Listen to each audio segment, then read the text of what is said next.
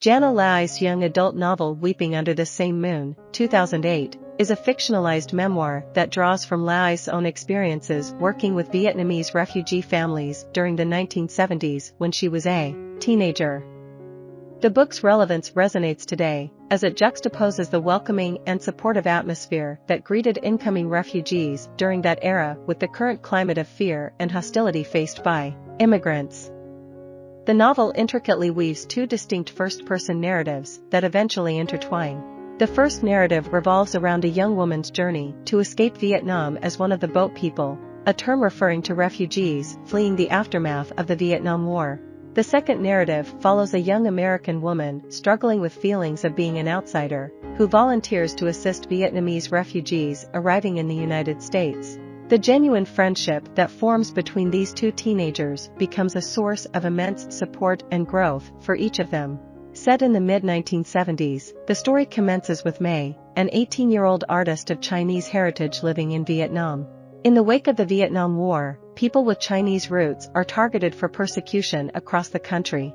Faced with no alternative, Mai's parents make the difficult decision to send her, along with her 14-year-old brother and even younger sister, away as part of the wave of boat people refugees. Mai's mission is to eventually reach the United States, become a sponsor, and pave the way for her other siblings and parents to join her in the future. With a heavy heart, Mai hides her cherished art supplies in her parents' garden and embarks on the journey. The perilous boat voyage is fraught with various hazards. Mai shoulders the responsibility not only for herself but also for her younger siblings as they navigate treacherous waters on a cramped boat. Survival becomes a constant struggle as they contend with meager provisions, limited access to food and water, and the absence of proper facilities for the passengers who battle seasickness. Amid these challenges, there loom other threats as well. Mai's recollections are haunted by the tragic fate of her best friend, who had attempted the same perilous crossing earlier. Confronted with the horrifying prospect of sexual assault, Mai's friend chose a different kind of torment, throwing herself into the sea as a desperate act of self-preservation. Fueled by fear, Mai, her brother, and sister traversed the journey with relatively minor physical harm. Nonetheless, the challenges are far from over once they reach the shore. Mai's path leads her to a refugee camp in Malaysia, where she shares a cramped space with another family, all waiting for their opportunity to continue their journey to the United States. In the Bronx, 17-year-old Hannah grapples with her own set of troubles. Struggling at home with constant clashes with her parents, who fail to comprehend her perspective, Hannah faces isolation at school due to her refusal to engage in drug use like her peers. Creative expression through writing and photography serves as her outlet, but her fear of judgment from others stifles her willingness to share her work. Battling deep insecurities about her appearance, she teeters on the edge of an eating disorder rooted in extreme dieting. Beneath the surface turbulence, however, lies a compassionate and introspective individual yearning for transformative experiences to shatter her protective shell. Hannah's life takes a turn when she catches a news report highlighting the struggles faced by the boat people of Vietnam, who are making their way to the United States.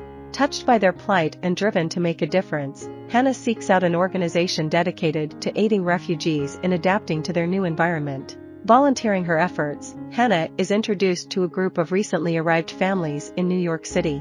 Despite language barriers, she speaks no Vietnamese, and they speak limited English. Her earnest desire to learn and her empathetic approach enable her to provide invaluable assistance. Among the refugees she encounters is Mai, who, along with her brother and sister, has successfully reached the United States.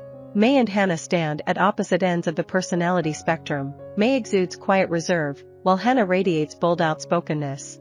Despite these contrasting traits, a deep friendship takes root, each girl's qualities enriching the others. When Mai struggles to articulate her thoughts, Hannah's adeptness with language and writing comes to the rescue. Similarly, when Hannah finds herself spiraling into her own thoughts, Mai's cultural insights and personal experiences provide a much-needed reality check. As their bond strengthens, they discover the joys of exchanging languages, sampling each other's cuisines, and admiring each other's uniqueness. The culmination of their journey arrives as Mai becomes capable of sponsoring 3 additional family members to join her in the United States. In a heartfelt gesture, Hannah presents Mai with a set of paints and brushes, items Mai has yearned for ever since leaving Vietnam, representing both a reconnection with her artistic passion and a symbol of their enduring friendship. I hope you enjoyed this video. Leave a like if you did and be sure to subscribe. Thank you.